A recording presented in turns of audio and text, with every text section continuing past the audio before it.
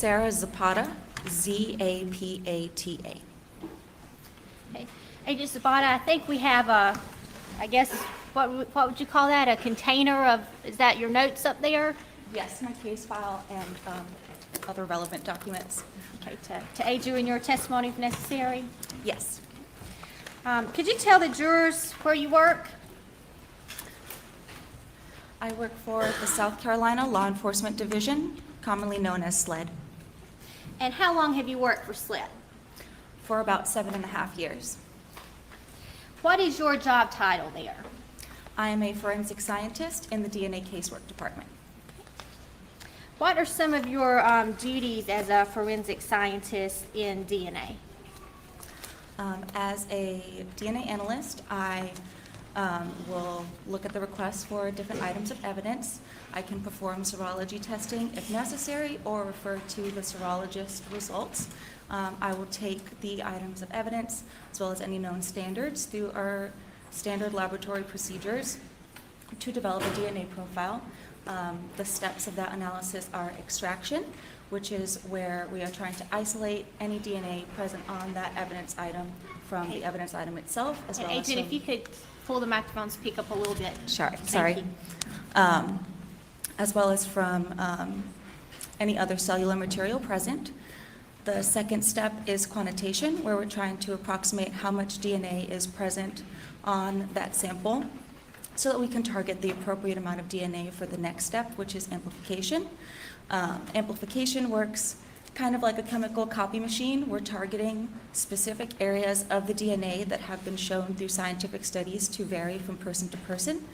And we're trying to make copies of that so that it can be detected by our final instrument, which is what actually separates the DNA into a profile. And then I will interpret that profile and calculate any statistics and prepare a report. I can also perform technical and administrative reviews of other analysts' work, as well as testify in court when necessary. Okay. And can you tell us a little about your educational background and training that qualify you for this position? I have a Bachelor of Science in Forensic Science from the Pennsylvania State University.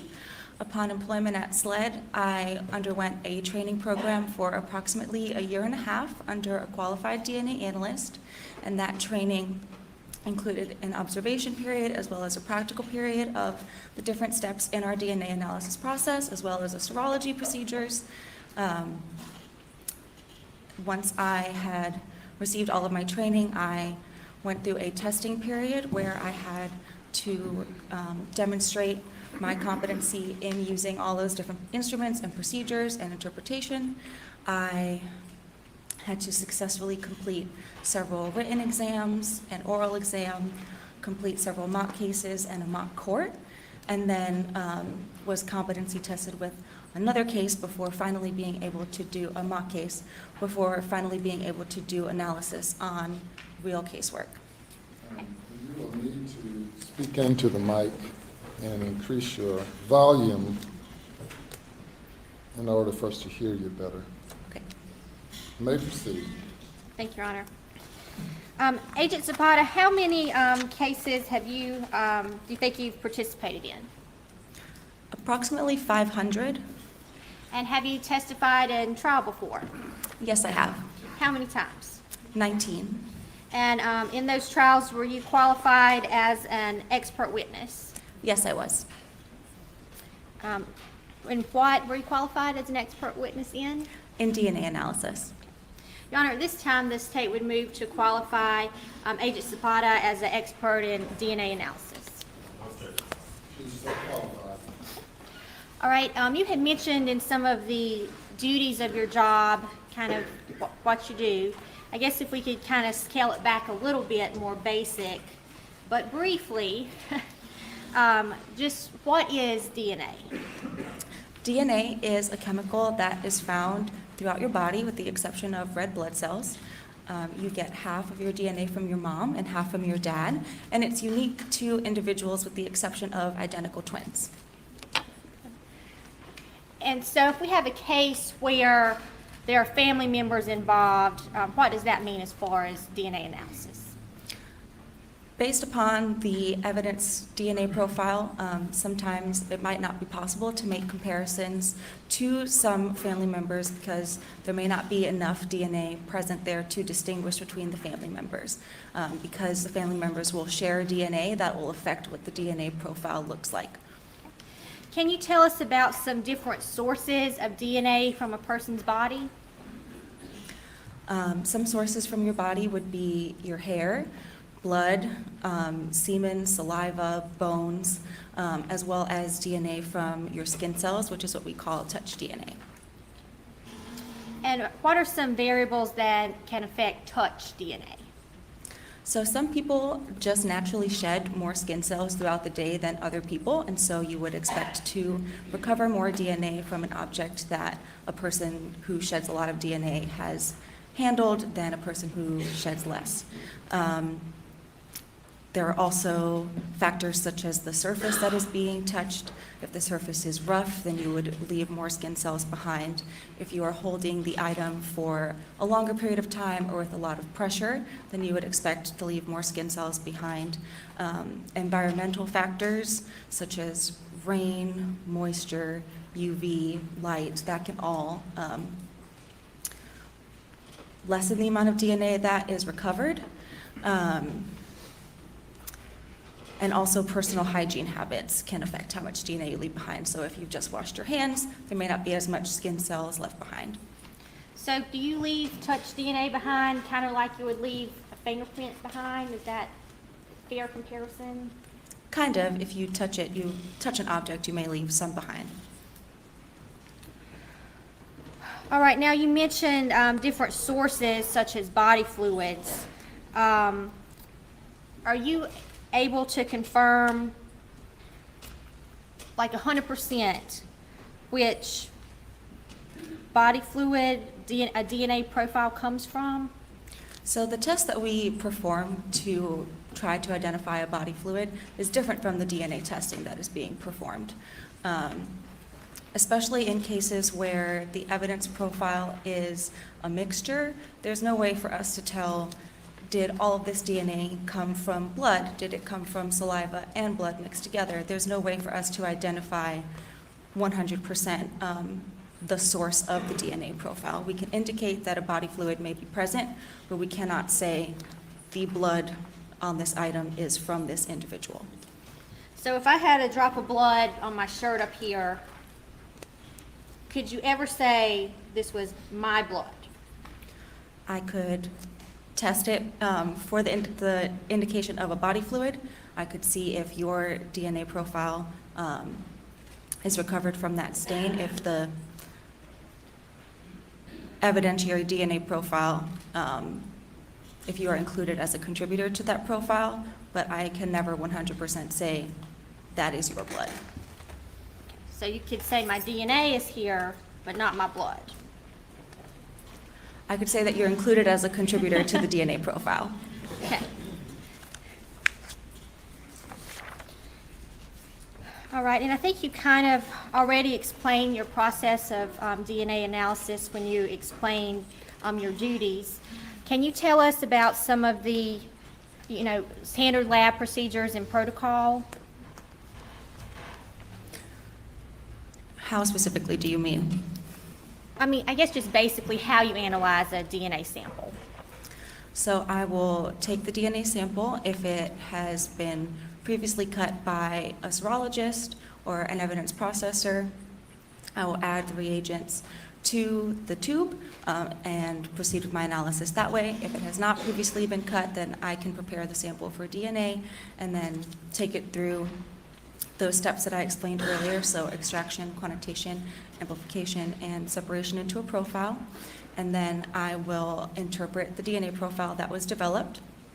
So I will determine if there is enough DNA present there for the profile to be used for comparison.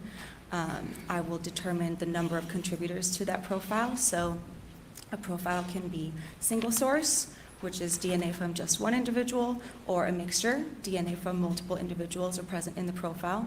I'll determine if it's a mixture, how many people are in that mixture, or how many I'm interpreting that mixture as.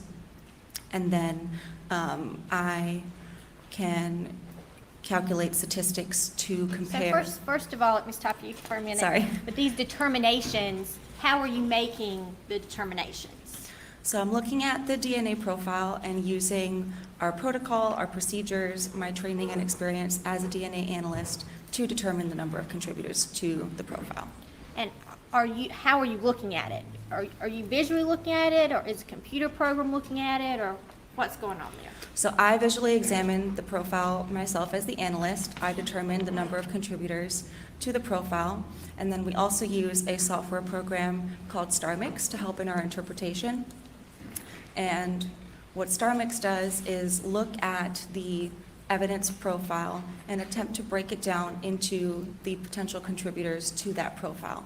So if you think about the evidence profile as like grandma's chocolate chip cookies, you know exactly what that cookie is supposed to taste like. You know what the final product is supposed to be, and you're trying to recreate that recipe and get it as close to grandma's cookie as what you know it's supposed to be. So you're testing different ingredients at different proportions to see what can make up that cookie. And that is kind of what StarMix does when it's looking at the profile. And then I will evaluate the StarMix output, make sure that what StarMix is telling me makes sense based upon what the profile looks like. And then if everything worked properly, I can use StarMix also to calculate our statistics. Okay, and how do you calculate that statistic? So the statistic that StarMix calculates is called a likelihood ratio. It's a comparison of two possible scenarios to see which is a better explanation of the DNA profile that was developed. It works kind of like a seesaw. So if you have one scenario on one side and another scenario on the other side, and StarMix is going to put more weight on the scenario that is a better explanation of the DNA profile. You do these kinds of comparisons subconsciously in your mind all day long. If the DNA profile, for example, is the fact that someone ran a marathon, that's your result. The two scenarios that could explain that result are, one, the person trained every day for months leading up to the marathon. They ran many, many miles. The second scenario is that they sat on the couch and watched TV and never ran at all. Which one is a more likely explanation of the fact that they finished the marathon? It would be the first one, that they trained really hard. And so that is the kind of comparison that StarMix is making. And where do these scenarios come from, I guess? So based upon what the DNA profile looks like, we will set up the two opposing scenarios to make the comparison. And the first scenario is always going to include the person whose standard is being compared to that profile, so the person whose statistic you are calculating. And the second scenario is always going to include an unidentified, unrelated individual, because you need something that opposes that comparison.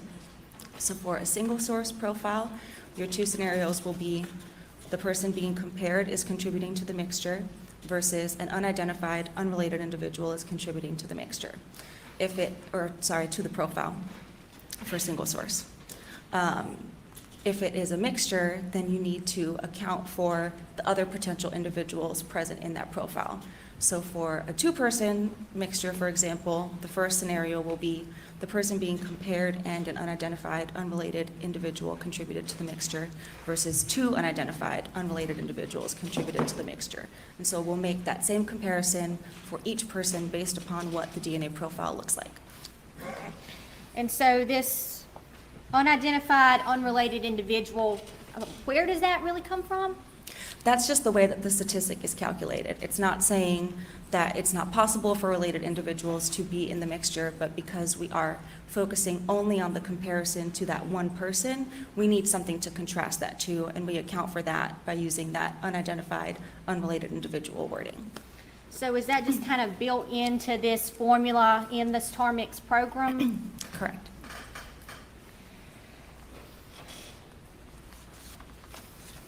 All right. So what are some results that you can obtain from your comparisons you make?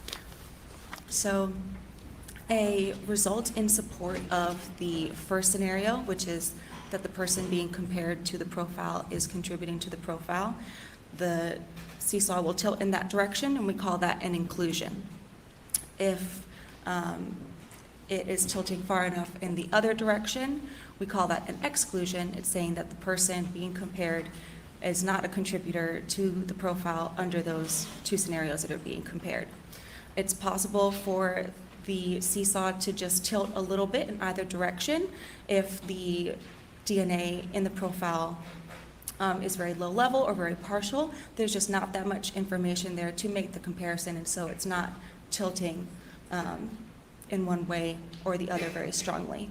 It is also possible, if it's very partial, very low level information, for the seesaw to just not move at all. It's saying that neither explanation is a better explanation for the DNA profile, and we'll call that uninformative. Okay. And do you set up propositions the same way for each comparison to an item? Yes, so first we will say if the item is suitable for comparison, then we will say the number of contributors that we're interpreting that profile as, and then we will set up those two scenarios each time. In the cases of items that are being taken off of someone's body or swabs from their body, we'll call that an intimate item. And so we want to account for the presence of the individual whose body the item was taken off of in that profile. Because it's being removed from their body, we're expecting that profile to be there. And so we can do that in two ways. We'll look at the DNA profile. If their DNA is clearly present in the profile, we will assume them as a contributor. And what that does is put that person on both sides of the seesaw. And so we're only making comparisons now to the DNA that is not that person who we already know is there. It's like someone telling you, I know there are 2 cups of flour in grandma's cookie recipe. So now you're just adjusting the other potential ingredients to see what else is making up that recipe. If their DNA profile is maybe more partial or low level, then we'll run the statistic for that individual first to make sure that it meets our threshold to put them on both sides of the seesaw, and we'll call that a conditioned contributor. It treats it the same way once we've run that standard comparison. And so the propositions will list any individual that has been assumed or conditioned on as a contributor, and then it will have the 2 opposing scenarios for the other individuals that are being compared to the profile, and then finally the result of that comparison. So if you had my shirt for testing, you would assume my DNA was on this shirt because you knew I was wearing the shirt. Right. I would look at your profile first and visually compare that to the item of evidence. If you are clearly contributing to the mixture, then I will assume you. If maybe you are a lower level contributor, but it looks like your DNA profile could be there, then in order to confirm that, I will run your statistic first and then continue on with you on both sides of the seesaw. All right, and now are there some times where you are unable to make comparisons to specific individuals? Yes, like we mentioned earlier, if there are individuals that are related and maybe the DNA profile that we're comparing them to is lower level, or there's just not a lot of information there for a lower level contributor, we can't distinguish between them, and so we won't make comparisons in those cases to those individuals. And I guess before we get started, just kind of going back to DNA in general, what are alleles? So alleles are the results of our testing at a specific location. Like I explained earlier, the final step of the laboratory portion of our analysis is the separation of the DNA into a profile, and the separation is what generates those allele results. Okay. And how many alleles are we dealing with when you're making an analysis with DNA? I guess if there are more or less, what that can tell you, if that makes sense. I'm not sure I know what you're asking. All right, well, sometimes our DNA samples, you mentioned lower or higher levels of DNA there. Mm-hmm. Would that affect the alleles that are there? Yes, so the alleles are the actual result that we're looking at. It's the DNA profile that we're looking at. we are evaluating the profile based upon the heights of those alleles. So the higher the allele, the potential greater contribution of that individual's DNA. The lower level the allele, the less DNA potentially from that individual in that profile. And if you only have a few alleles to look at, is that very informative in your analysis? No, the fewer number of alleles that you have to make comparisons, the less informative the statistic is going to be. So that's where we have it in that range where it's not tilting greatly in one direction over the other. It's kind of like trying to identify something based off of an eyewitness description. If it's very vague, like it was a red sedan, there are many red sedans that could fit that description. So that would be an example of having few alleles. But if you have a more specific description, like it was a red sedan with 5 bumper stickers and a bedazzled license plate, that's very specific. And so you have more information to make your comparison to that vehicle.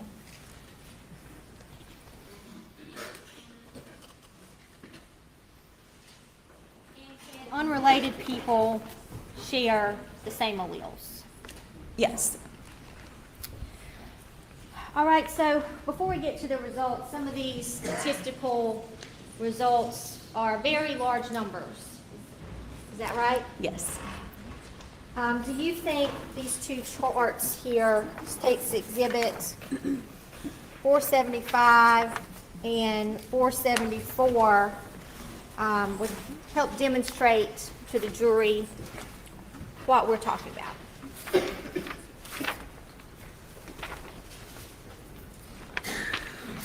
Yes. States Exhibit 474 and 475 for demonstrative purposes. No objection. It's admitted.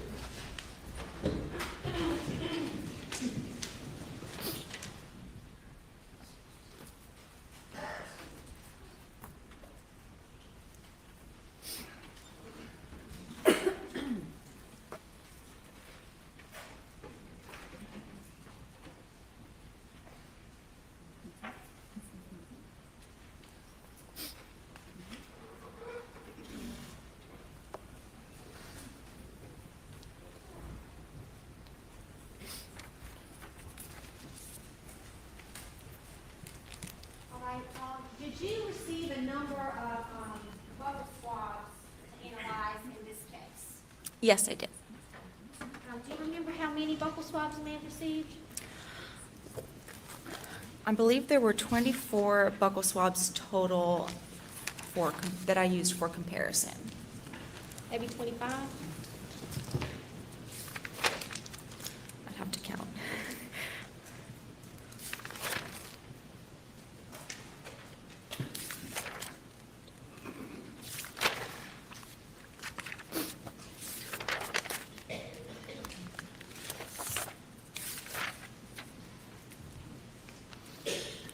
There was one that I received, but I did not perform analysis on. Maybe that's the one that you're counting.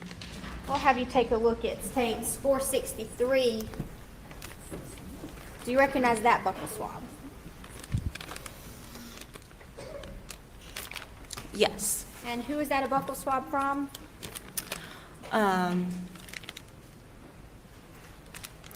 It's labeled as buccal swabs from Nolan Tootin. There's our laboratory case number and item number on the packaging. And you performed analysis on this buccal swab? Yes. State would move 463 into evidence. No objection. It's admitted.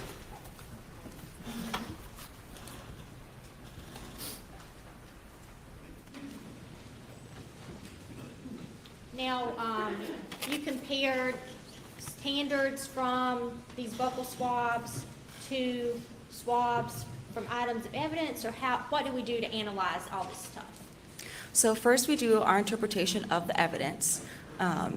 we look at the evidence like I described earlier, make sure that it's suitable for comparison, determine the number of contributors to the item, and then if it's an intimate item, we'll make that visual comparison to the individual whose body that item came from first.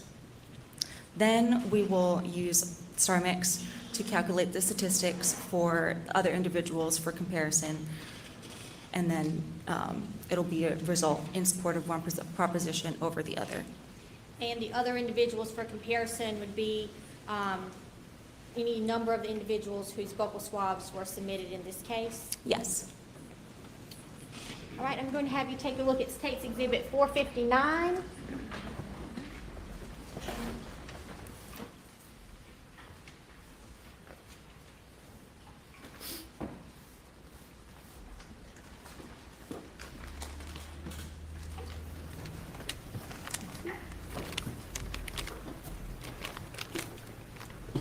What is State's Exhibit 459 an item that you analyzed?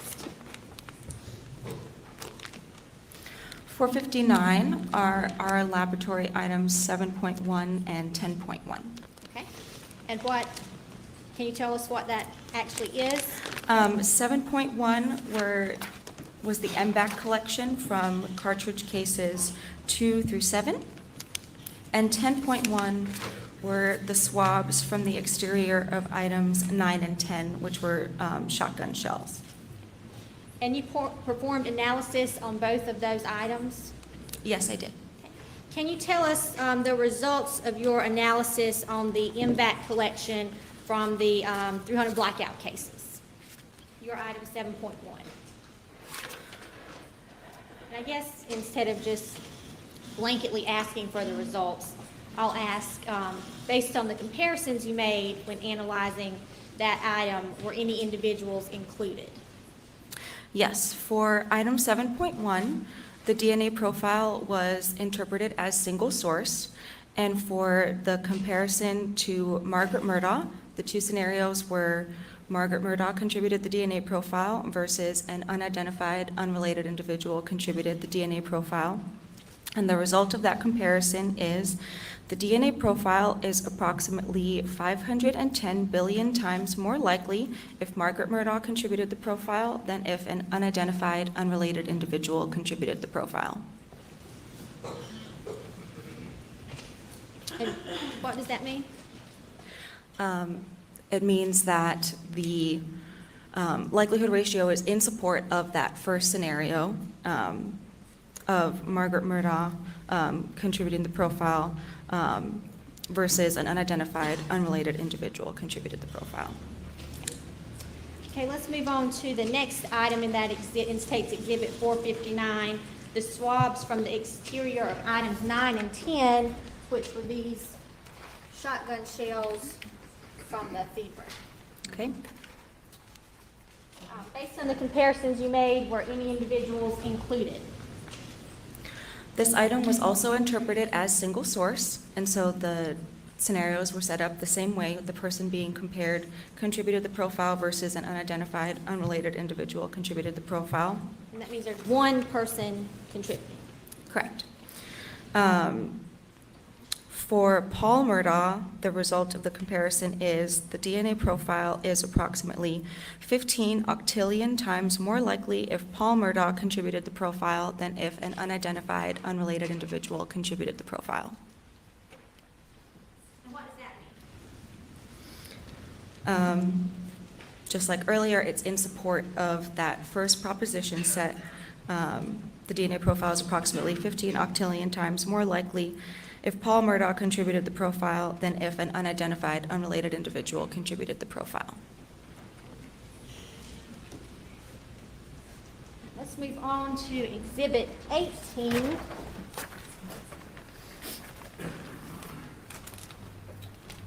Which are swabs from the feed room door.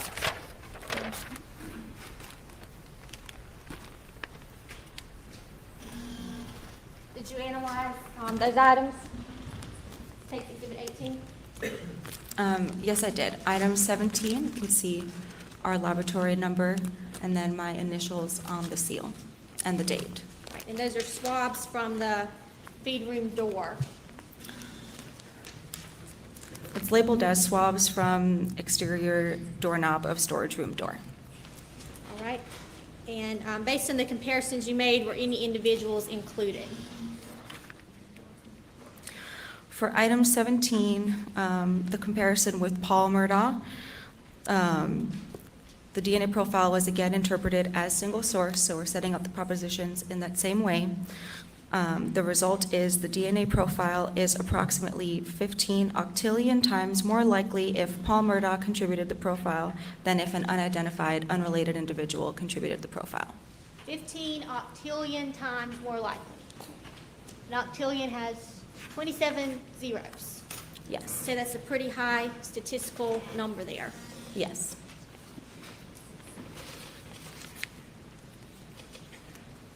Let's move on to Exhibit 256.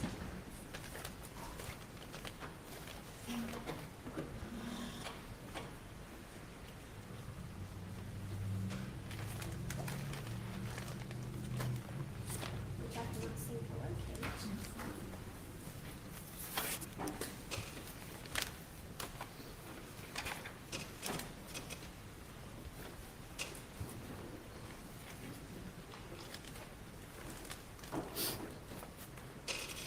They go to courts and dogs.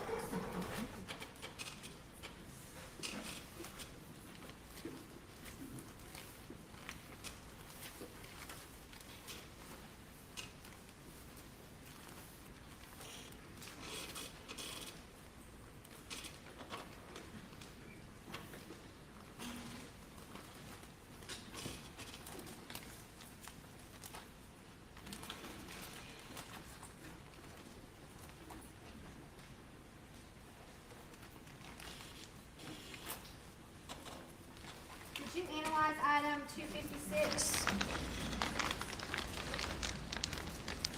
Which would be your items 15 and 16. Swabs of blood from Camo Benelli. Yes, item 15, Nature of the objection. Foundation, she described in the question as swabs of blood that has not been established. All right, response. Your Honor, item, Exhibit 256, item 15 and 16 have been admitted into evidence, even though I can't get my hands on them at the moment. And they were described as two swabs of suspected blood from receiver forward of the loading port from Camo Benelli Super Black Eagle 3 12-gauge shotgun. Your Honor, there'd be no objection if the question were rephrased to say suspected blood. All right, if you restate the question, please. I believe I misspoke, and this would be State's Exhibit 259.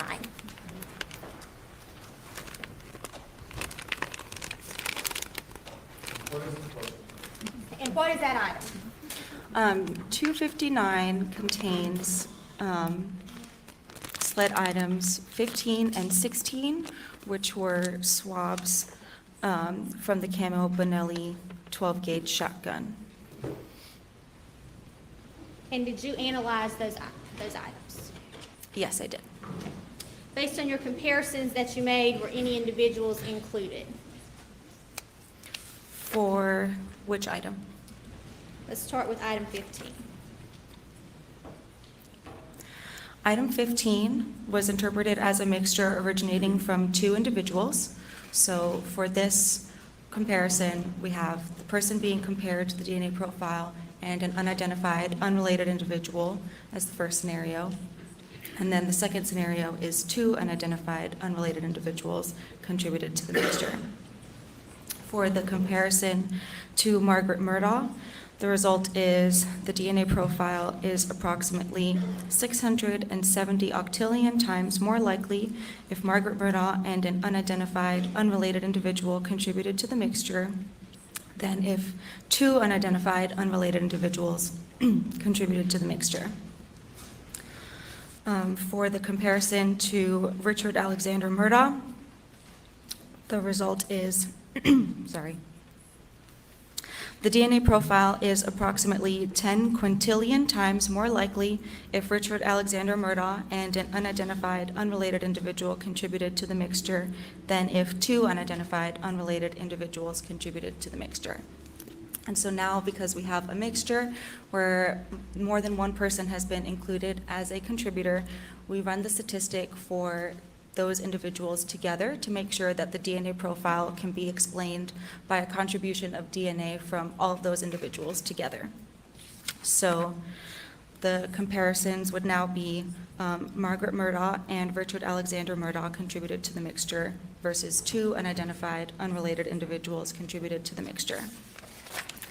And the result of that comparison is the DNA profile is approximately 48 quindecillion times more likely if Margaret Murdaugh and Richard Alexander Murdaugh contributed to the profile than if 2 unidentified unrelated individuals contributed to the profile. Okay, so we have 3 different, I guess, scenarios there. 3 different comparisons being made. And is any one of those comparisons more likely than the other? How do you mean? I mean, well, can you pick out one of those comparisons as being more likely than the other comparisons? For each of those comparisons, the individuals who were being compared were included as contributors to the mixture. All right, let's talk about item 16, which is also a swab of suspected blood from the Camo Benelli. For item 16, the partial DNA profile developed was insufficient for interpretation. All right, let's move on to Exhibit 398. You'll take a look at 398.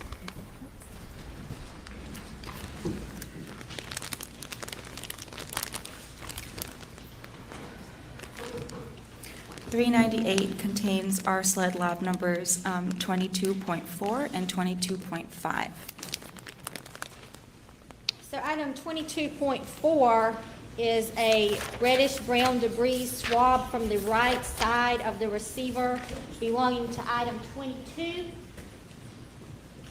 Correct.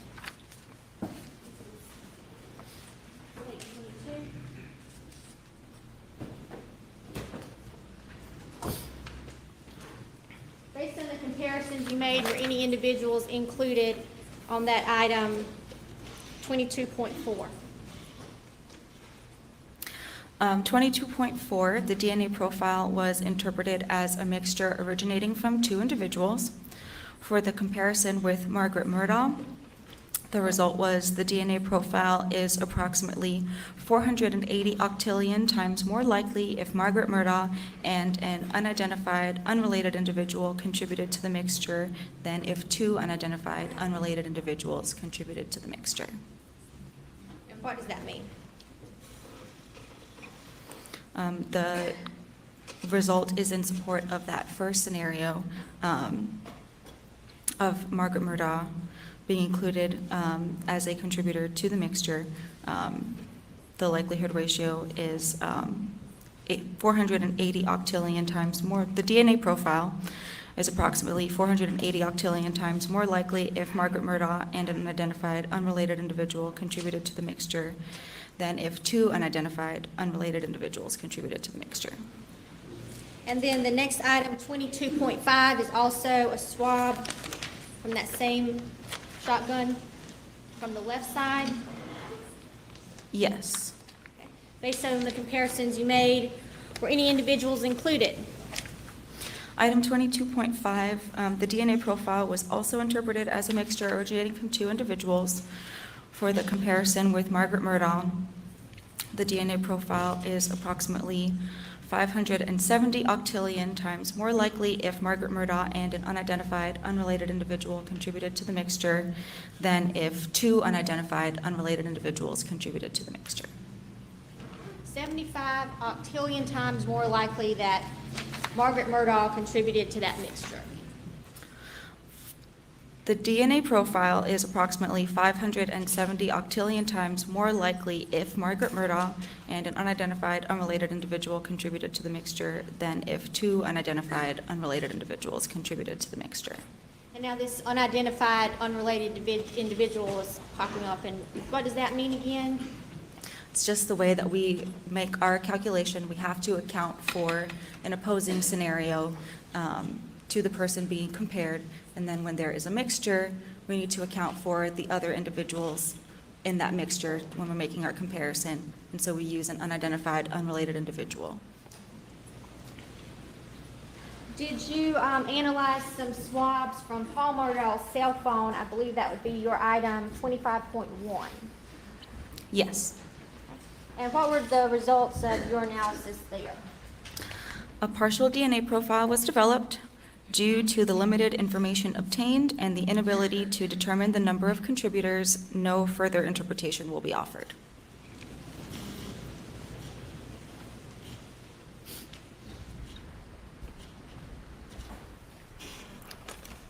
In State's Exhibit 83 is some swabs from a Chevy Suburban.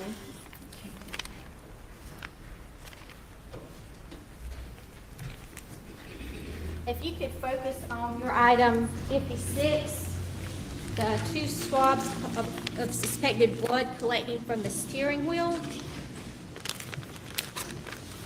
Let me try and find them.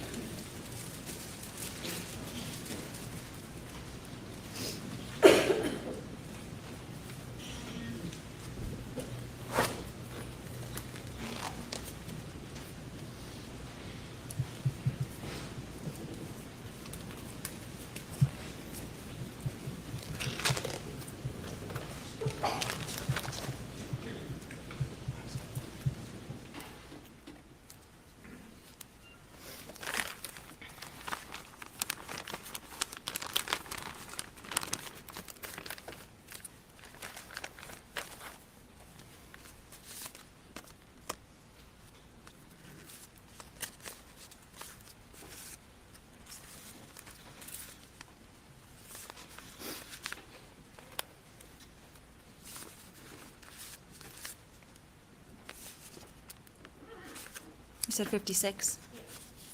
Okay.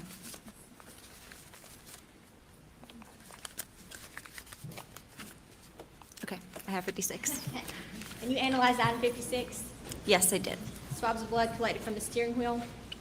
They were submitted as two swabs of suspected blood collected from the steering wheel of the Chevy Suburban. And based on the comparisons you made, were any individuals included?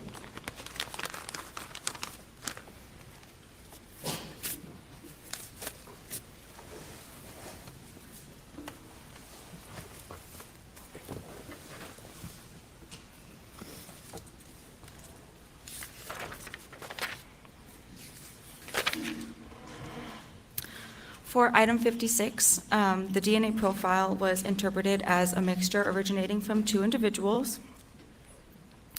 For the comparison to Margaret Murdaugh, the result is the DNA profile is approximately 35 times more likely if Margaret Murdaugh and an unidentified unrelated individual contributed to the mixture than if two unidentified unrelated individuals contributed to the mixture.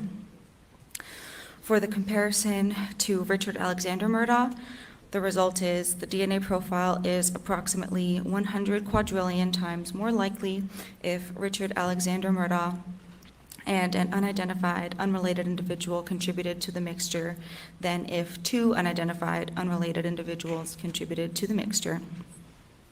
And then just like before, because we had two individuals who were included individually as contributors to the mixture, we have to run the comparison of them together to make sure that the DNA profile can be explained by a contribution of DNA from all of those individuals.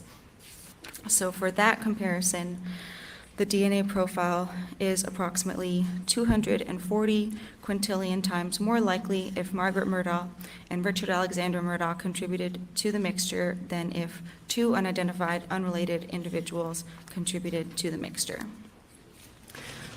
There's also a statement that because that first comparison to Margaret Murdaugh had a likelihood ratio result that is on the lower end of our scale, we want to put more emphasis on that result when comparing her as a contributor to the mixture. So the likelihood ratio for proposition set 3, which was that comparison together, was calculated to confirm that the mixture could be explained by the contribution of DNA from all individuals listed under HP, which is that first scenario.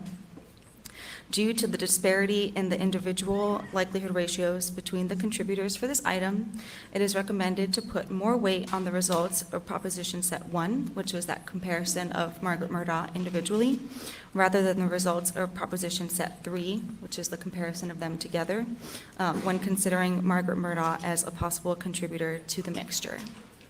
Okay, hey, just spot it. This stuff's kind of confusing already, but I think that just got really confusing.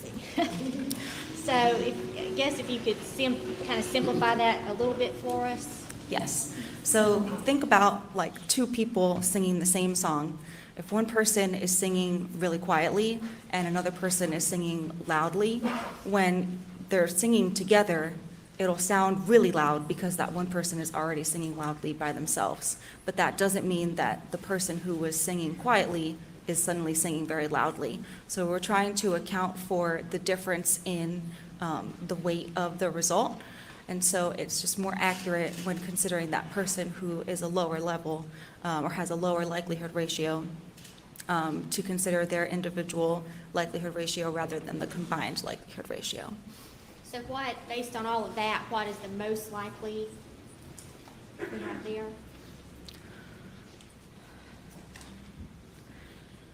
It's not really that it's like a more likely scenario over another, it's just the result of that comparison that's being made.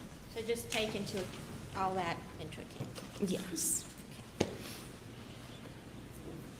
All right, let's move on to Exhibit 251, which was the left and right fingernails from Maggie Murdaugh.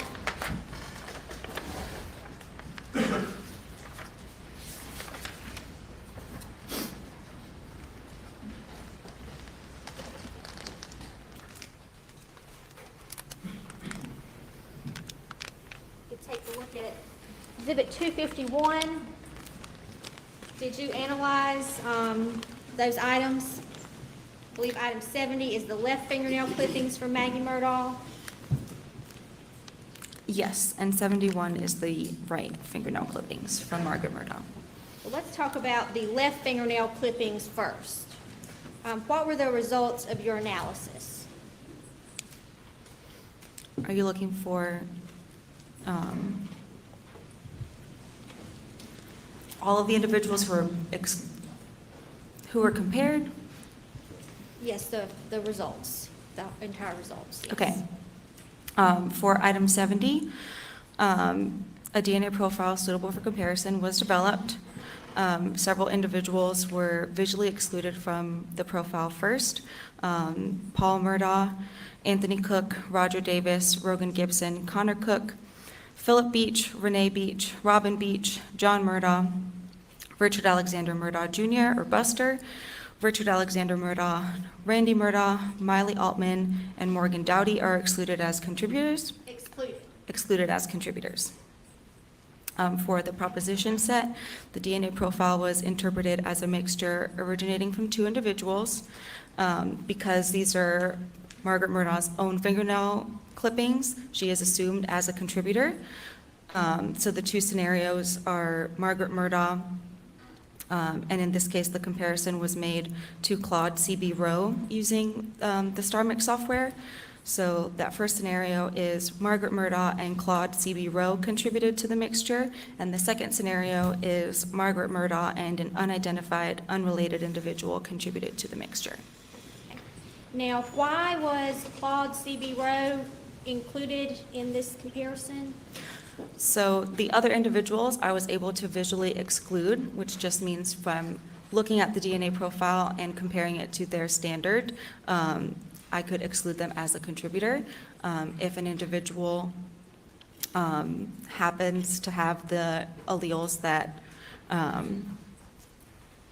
or if an individual cannot be visually excluded, so I cannot say from looking at their DNA profile, comparing it to the evidence that they are excluded, then I will run the statistic to compare them to that profile. And so that's why that comparison was made.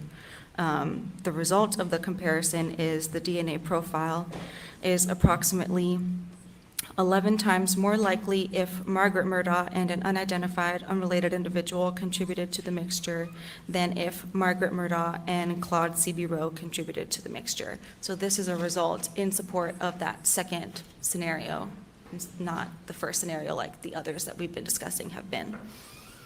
So, how much DNA were you looking at in this sample?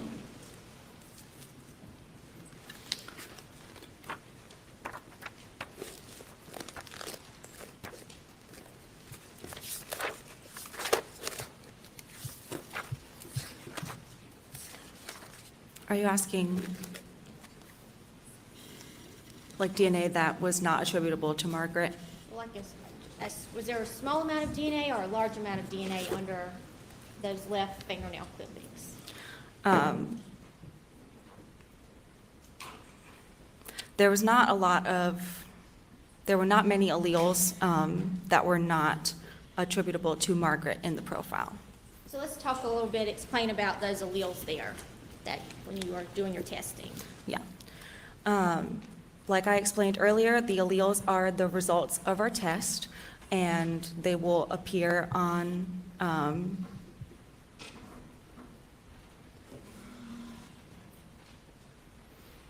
in the profile that we're looking at, and they will be at different proportions based upon roughly how much DNA is present from the different possible contributors. So in this case, because they were Margaret Murdaugh's own fingernail clippings, her DNA is present in the profile at a higher level. And then we are looking at only a few alleles that were not her own alleles to make the comparison to the other individuals. So was it 3 alleles?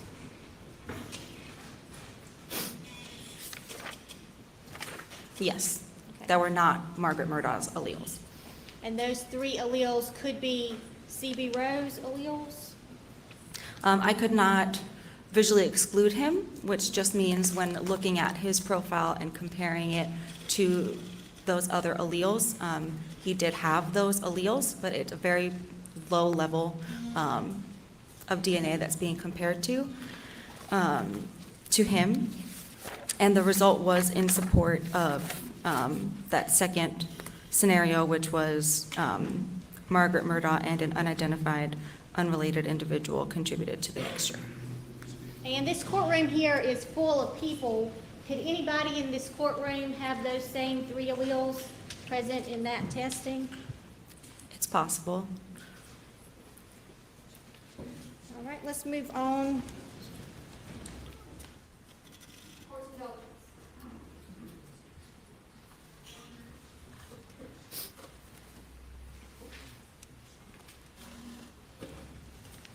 And let's put this other chart we have here on the screen. And the results concerning C.B. Rowe, was that moderate support for exclusion for his results? So what you're looking at is a scale. It's representative of a verbal scale that we have on our reports, and it's showing the different ranges for the likelihood ratio results that we can obtain. So on one side, you have the likelihood ratios that are in support of that first proposition or that first scenario, and you, on the other side, you have the scale for the results that are in support of that second proposition. So here, the range is 2 to 99 for moderate support for that second proposition, and his result is an 11, which falls within that 2 to 99 range. Okay. And then the other result with just Margaret Murdaugh? For Margaret Murdaugh, because it's her own fingernail clippings, we're not calculating a statistic, we're assuming her as the contributor. And you also analyzed the fingernail clippings from her right hand. Yes. And those are up there as well. What were the results of your analysis there? The DNA profile developed is attributable to Margaret Murdaugh. And then State's Exhibit 252 is fingernail clippings from the right and left hands of Paul Murdaugh.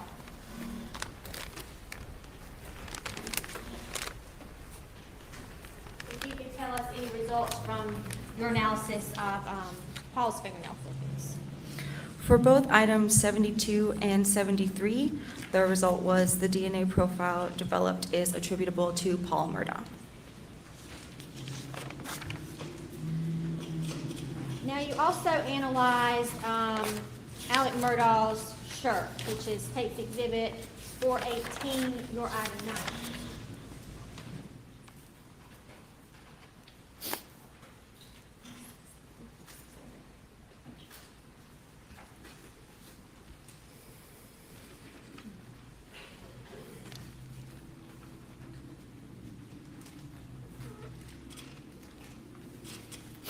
And did you analyze Paul Murdaugh, or excuse me, the defendant Alex Murdaugh's pants as well?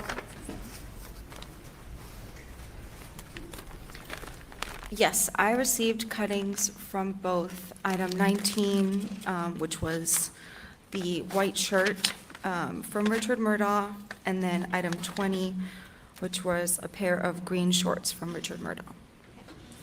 And are the cuttings from the shirt and the shorts in those two exhibits up there, States 460 and 461?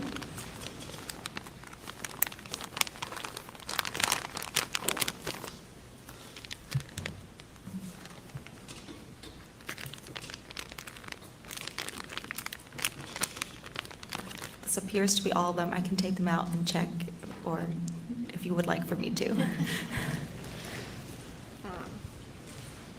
I believe that should be all of the cuttings. And there were quite a few cuttings that you analyzed. Yes. So unfortunately, we're going to have to go through all of those, the analysis of all of those cuttings. So let's start with the shirt in Exhibit 460, item 19.2, a cutting from the exterior front edge of Alec Murdaugh's shirt, the defendant. Based on the comparisons you made, were any individuals included? For 19.2, the DNA profile was interpreted as a mixture originating from two individuals. For the comparison with Margaret Murdaugh, the DNA profile is approximately 460 octillion times more likely if Margaret Murdaugh and an unidentified, unrelated individual contributed to the mixture than if two unidentified, unrelated individuals contributed to the mixture. Item 19.3, the cutting from the exterior back, bottom center of the defendant's shirt.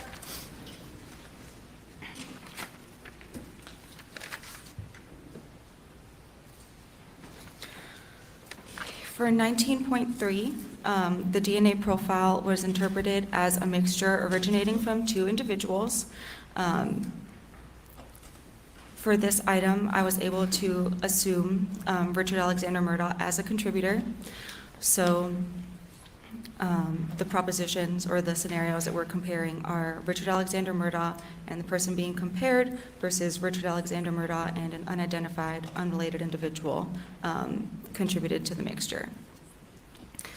For the comparison to Margaret Murdaugh, the DNA profile is approximately 360 quadrillion times more likely if Richard Alexander Murdaugh and Margaret Murdaugh contributed to the mixture than if Richard Alexander Murdaugh and an unidentified, unrelated individual contributed to the mixture.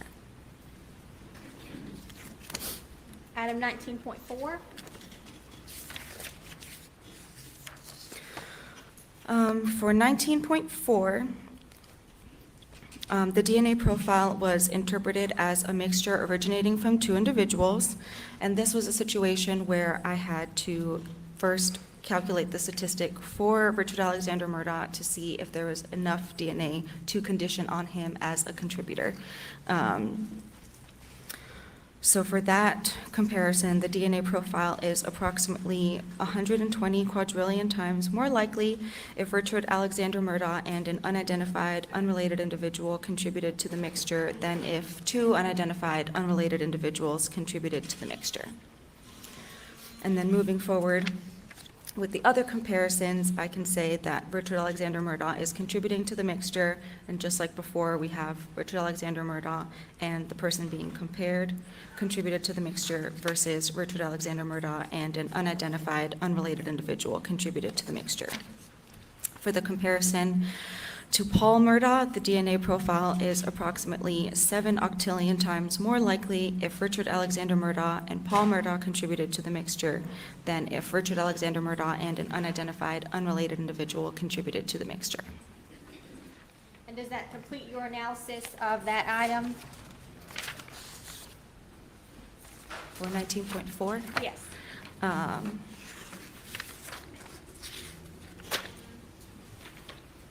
think that was the only one where there was inclusionary likelihood ratios.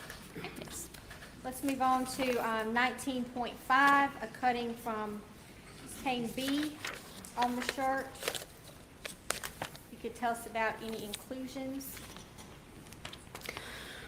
This item was also interpreted, the DNA profile was interpreted as a mixture originating from two individuals, and I was able to assume Richard Alexander Murdaugh as a contributor.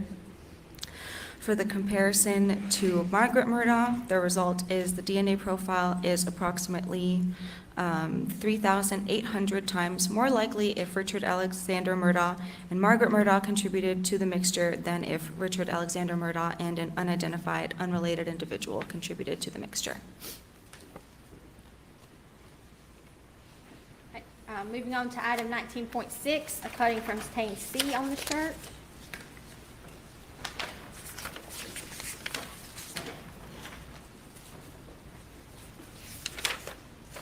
Okay.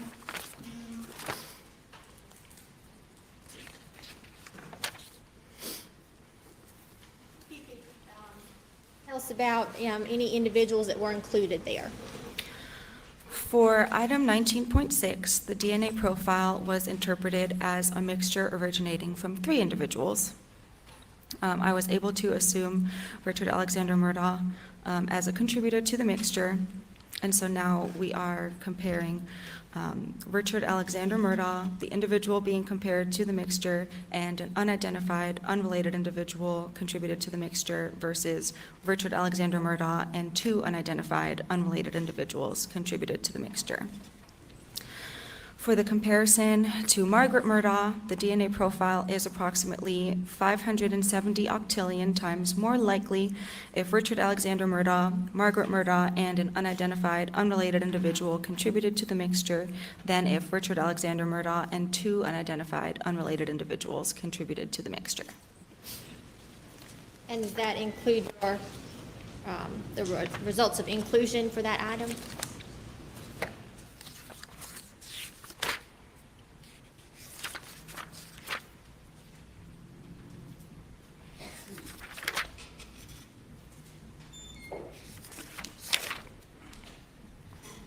Yes.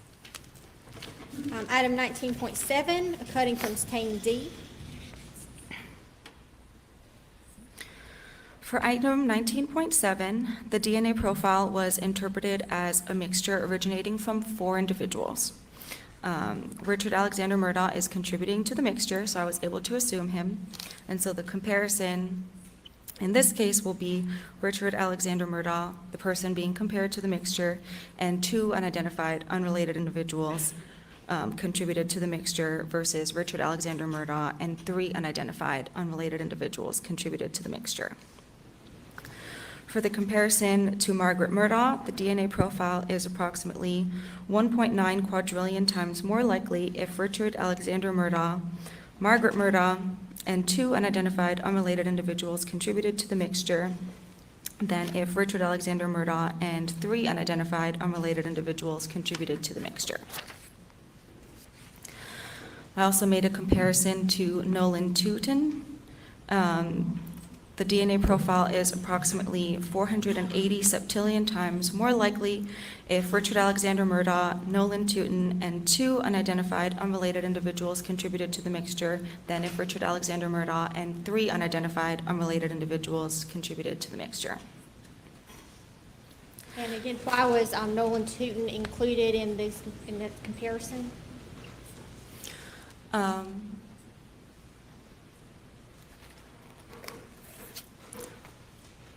When looking at the evidence DNA profile, I was not able to visually exclude Nolan Tootin as a potential contributor to the mixture, and so I ran his likelihood ratio for comparison to that item. And then similarly to the other items where if an individual is included when you run their likelihood ratio on their own, I also had to do the calculation for all of those individuals together to make sure that the DNA profile can be explained by a contribution of all of those individuals.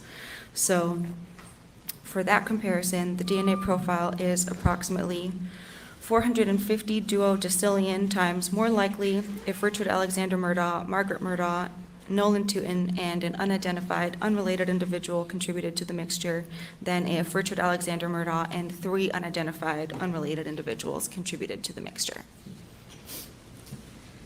Okay, item 19.8, cutting from another stain on the shirt, stain E.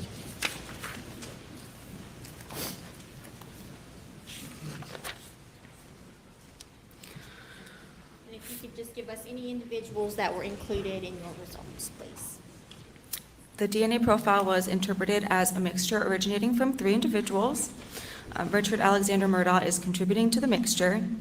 For the comparison to Margaret Murdaugh, the result is the DNA profile is approximately 590 million times more likely if Richard Alexander Murdaugh, Margaret Murdaugh, and an unidentified, unrelated individual contributed to the mixture than if Richard Alexander Murdaugh and 2 unidentified, unrelated individuals contributed to the mixture. 19.9, stain F. For item 19.9, a DNA profile was developed. Due to the inability to determine the number of contributors, no further interpretation will be offered. Item 19.10.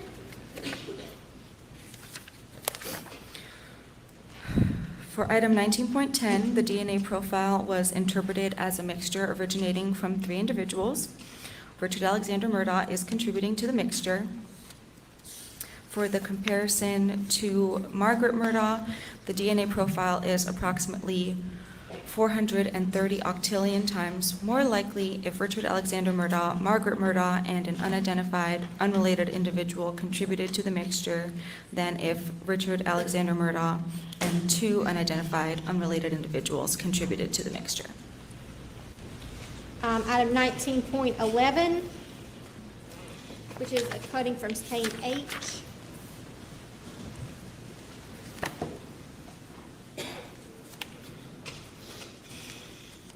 If you could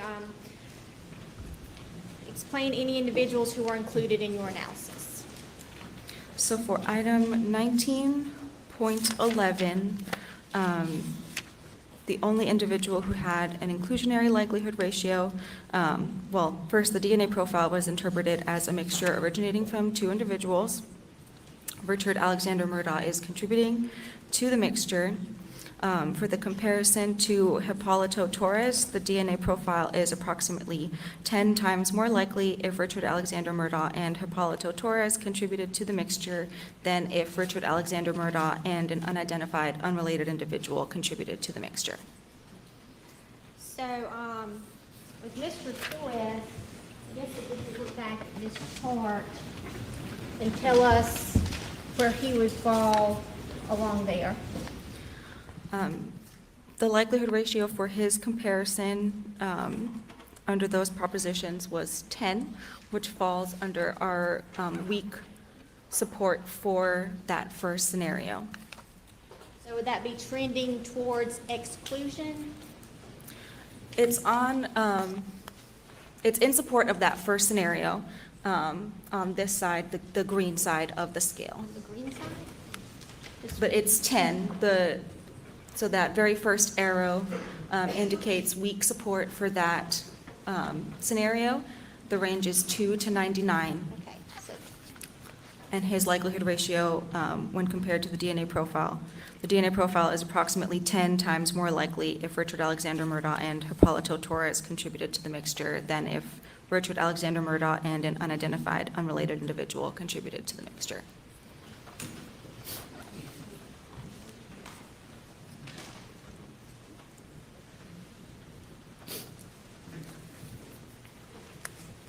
and I don't want you to repeat that same thing again, but could you kind of, I guess, clarify what that means?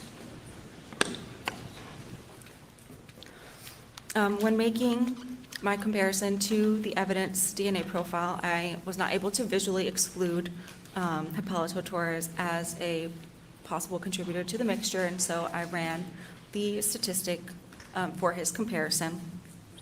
And the result of that comparison is in support of the first scenario. The DNA profile is approximately 10 times more likely if Richard Alexander Murdaugh and Hipólito Torres contributed to the mixture than if Richard Alexander Murdaugh and an unidentified, unrelated individual contributed to the mixture. So it's just tilting that seesaw 10 in that direction. Okay, we have two cuttings left from the shirt. Item 19.12 is a cutting from stain I.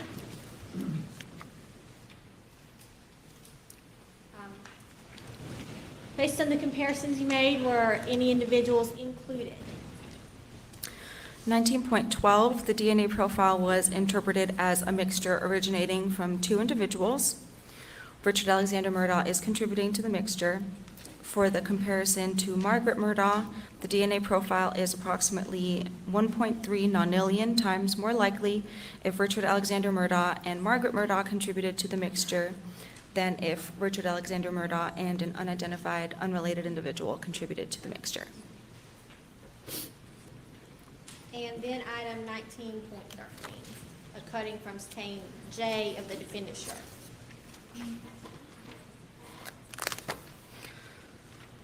For item 19.13, the DNA profile was interpreted as a mixture originating from three individuals. For the comparison to Margaret Murdaugh, the DNA profile is approximately 1.5 sextillion times more likely if Margaret Murdaugh and two unidentified, unrelated individuals contributed to the mixture than if three unidentified, unrelated individuals contributed to the mixture. So this is one where I was not able to assume Richard Alexander Murdaugh as a contributor, so I am comparing each person individually. For the comparison to Paul Murdaugh, the DNA profile is approximately 24 quintillion times more likely if Paul Murdaugh and two unidentified, unrelated individuals contributed to the mixture than if three unidentified, unrelated individuals contributed to the mixture. For the comparison to Richard Alexander Murdaugh, the DNA profile is approximately 29 times more likely if Richard Alexander Murdaugh and two unidentified, unrelated individuals contributed to the mixture than if three unidentified, unrelated individuals contributed to the mixture. And like before, because there are multiple individuals who were included as contributors when compared individually, I have to calculate the statistic for them together. For that comparison, the DNA profile is approximately 260 quindecillion times more likely if Margaret Murdaugh, Paul Murdaugh, and Richard Alexander Murdaugh contributed to the mixture than if three unidentified, unrelated individuals contributed to the mixture. And similarly to that other item where there was an individual with a lower likelihood ratio, there is that statement about the recommendation to put more weight on the results of Proposition Set 3, which was the comparison to Richard Alexander Murdaugh, rather than the results of Proposition Set 4 when considering Richard Alexander Murdaugh as a possible contributor to the mixture. All right. So, in addition to this shirt being analyzed for DNA, Agent Wynn told the jury a little bit about it being tested for blood. Can you explain what you did to test this shirt for the presence of blood? I was asked to perform a hemotrace test on the cuttings from the shirt. As Ms. Wynn described, it's our confirmatory test for blood. It works similarly to a pregnancy test or a COVID test. One line in the control area is a negative result, a line in the control area and the test area would be a positive result. That is testing with hemotrace? Yes. And what were the results of the hemotrace testing on all of the items that you just discussed to the jury? For items 19.2 through 19.13, the result was no human blood identified. And could you explain that to us? We had presumptive testing for blood, and then some other testing, and then the hemotrace, which says there was no blood. So what does that mean? So presumptive tests are sensitive but not very specific. Like discussed earlier, there are possible false positives for presumptive tests. If we're requested to, we can perform a confirmatory test, which is more specific but is less sensitive. So in your opinion, if there was blood on that shirt, could testing such as with LCV have diluted any blood on the shirt? I am aware of some studies that have been performed on hemotrace testing after LCV that suggests that there is a possible interaction with the LCV and the hemotrace test, and it is possible for there to be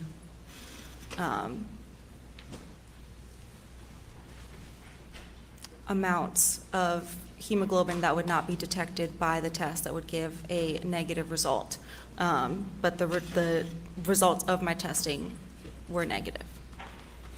And as we've discussed, testing for blood and testing for DNA is different. Yes. All right. You also tested the defendant's pants. Yes. Did you test those in a similar manner to the way you would test the cuttings from the shirt? Do you mean for DNA? Yes. Yes. That would be State's Exhibit 418, the defendant's pants, and the cuttings, items Exhibits 460 and 461.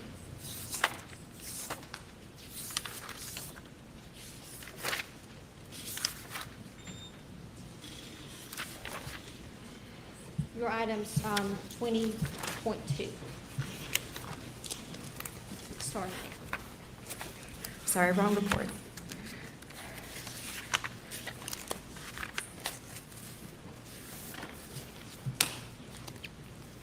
Okay. So I guess as briefly as we can, let's discuss some of the results from the cuttings from those pants. Item 20.2 is a cutting from the front left interior pocket of the defendant's pants. Were any individuals included? So for item 20.2, the DNA profile was interpreted as a mixture originating from 3 individuals. This was one where I calculated his likelihood ratio to see if I could condition on him as a contributor. So the result of that comparison is the DNA profile is approximately 140 quadrillion times more likely if Richard Alexander Murdaugh and 2 unidentified unrelated individuals contributed to the mixture than if 3 unidentified unrelated individuals contributed to the mixture. And so then for the comparisons to the other individuals, Richard Alexander Murdaugh is contributing to the mixture, and the scenarios are Richard Alexander Murdaugh, the person being compared, and an unidentified, unrelated individual contributed to the mixture, versus Richard Alexander Murdaugh and 2 unidentified, unrelated individuals contributed to the mixture. For the comparison to Margaret Murdaugh, the DNA profile is approximately 5.1 sextillion times more likely if Richard Alexander Murdaugh, Margaret Murdaugh, and an unidentified, unrelated individual contributed to the mixture than if Richard Alexander Murdaugh and 2 unidentified, unrelated individuals contributed to the mixture. For the comparison to Paul Murdaugh, the DNA profile is approximately 25 quintillion times more likely if Richard Alexander Murdaugh, Paul Murdaugh, and an unidentified, unrelated individual contributed to the mixture than if Richard Alexander Murdaugh and 2 unidentified, unrelated individuals contributed to the mixture. And for the comparison of all those individuals together, the DNA profile is approximately 2 quindecillion times more likely if Richard Alexander Murdaugh, Margaret Murdaugh, and Paul Murdaugh contributed to the mixture than if Richard Alexander Murdaugh and 2 unidentified, unrelated individuals contributed to the mixture. The next cutting is item 20.3, a cutting from stain A on the defendant's pants.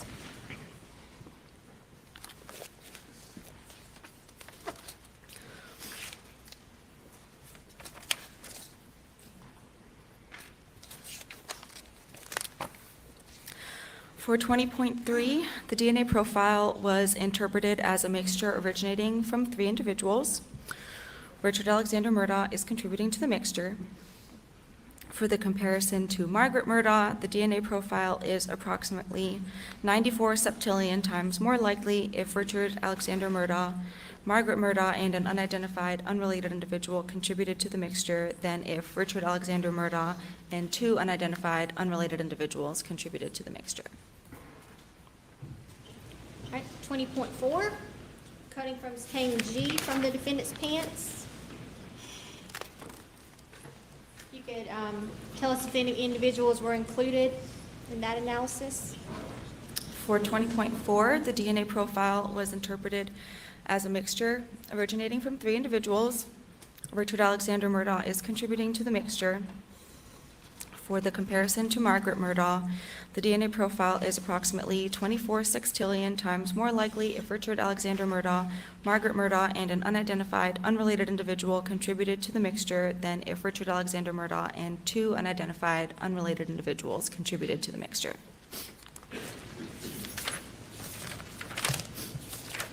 Was that the only comparison for that item? That was the only, Inclusion? yes, for that item. Let's move to the next one. I think that would be 20.5, a cutting from stain C from the defendant's pants. You can please tell us if any individuals were included. For 20.5, the DNA profile was interpreted as a mixture originating from 2 individuals. Richard Alexander Murdaugh is contributing to the mixture. For the comparison to Paul Murdaugh, the DNA profile is approximately 4.1 septillion times more likely if Richard Alexander Murdaugh and Paul Murdaugh contributed to the mixture than if Richard Alexander Murdaugh and an unidentified, unrelated individual contributed to the mixture. And I think we have 3 left. Item 20.6, a cutting from stain D from the defendant's pants.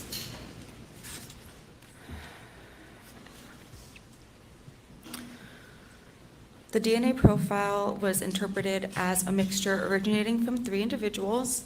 This was one where I was not able to assume Richard Alexander Murdaugh as a contributor, so I'm making the comparisons to each person individually. And you can't assume him, why?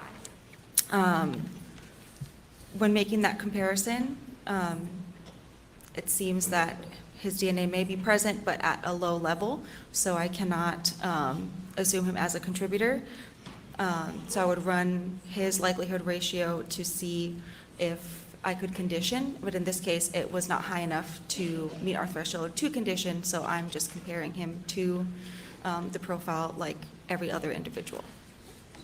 For the comparison to Margaret Murdaugh, the DNA profile is approximately 930 quintillion times more likely if Margaret Murdaugh and an unidentified, unrelated individual, The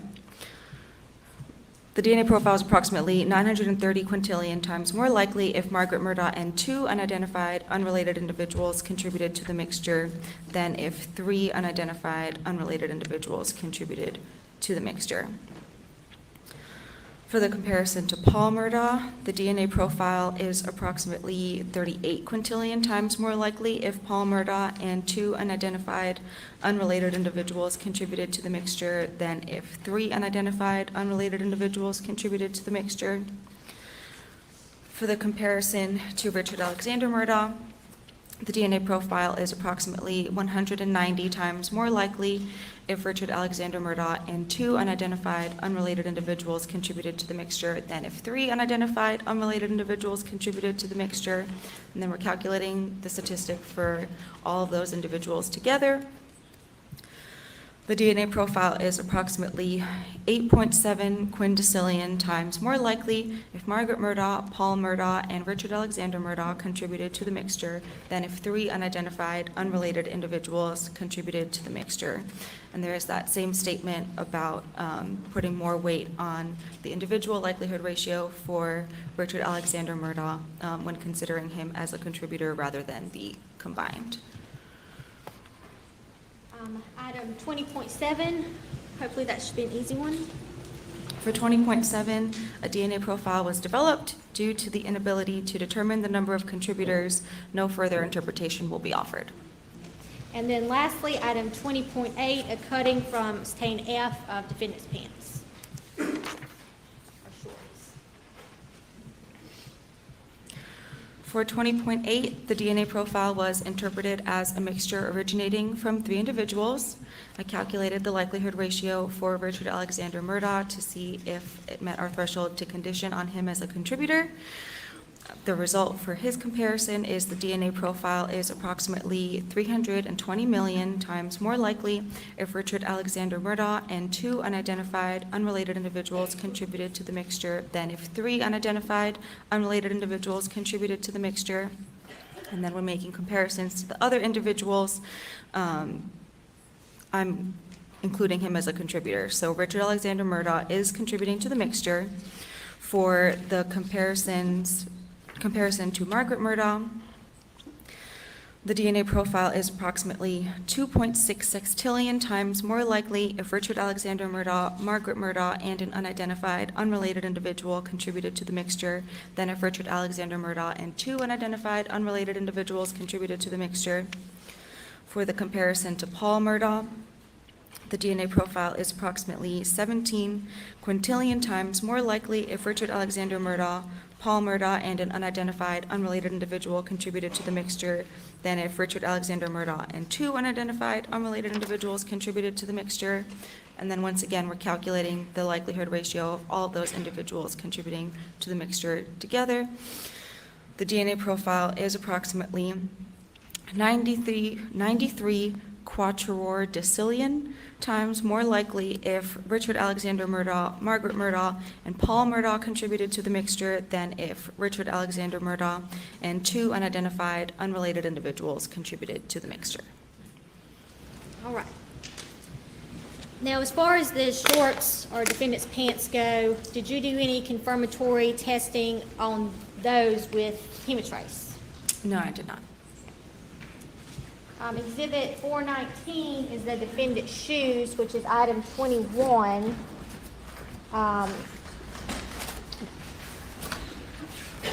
And in exhibit 460, I believe it's up here in some of this. Exhibit 460. Okay. Can you tell us what is contained, if a cutting from the left shoelace of the defendant's shoes is contained in that exhibit?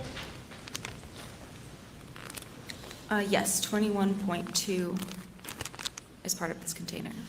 And did you analyze a cutting from that shoelace? Yes. Okay.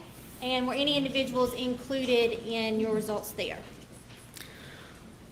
The DNA profile was interpreted as single source for the comparison to Richard Alexander Murdaugh. The result is the DNA profile is approximately 410 septillion times more likely if Richard Alexander Murdaugh contributed the profile than if an unidentified, unrelated individual contributed the profile. And did you also get some swabs from a raincoat?